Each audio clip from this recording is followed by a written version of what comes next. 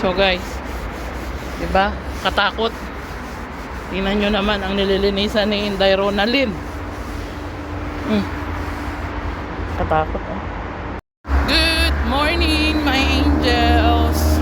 Sana all, ang lapit pala ng Pizza Hut sa atin.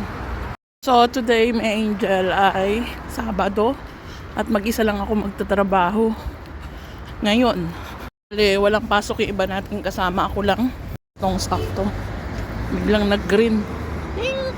So ayun my angel, kamusta po kayong lahat? At ako nga po ay papasok na sa aking trabaho ngayong araw. At ngayong araw po pala ay Sabado at ako lang po ang na-assign ngayon magtrabaho sa mga Airbnbs dahil yung mga kasama ko ay mga naka-day off. So my angel, alam nyo naman po na bago lang ako sa ganitong trabaho. Although nagtatrabaho na po ako sa mga bahay-bahay ng different kind of house, small or big man. Sa bahay-bahay naman my angel ay binabayaran kami doon ng mga per hour. Samantalang dito sa Airbnbs ay wala kaming per hour dito kasi nga po sagot yan ng company.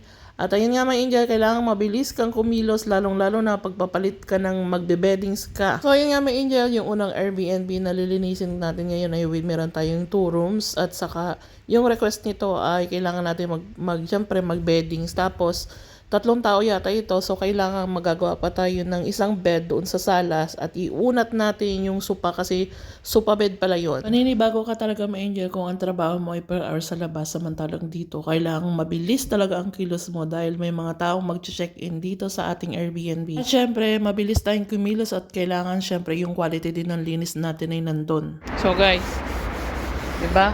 Katakot. Tingnan nyo naman ang nililinisan ni Inday Ronalyn. Ayun my angel, hindi ko pwede lahat i-document sa inyo. Alam nyo na ako ay meron pang 3 Airbnb. Paano hanggang dito na lang my angel. See you in our next vlog.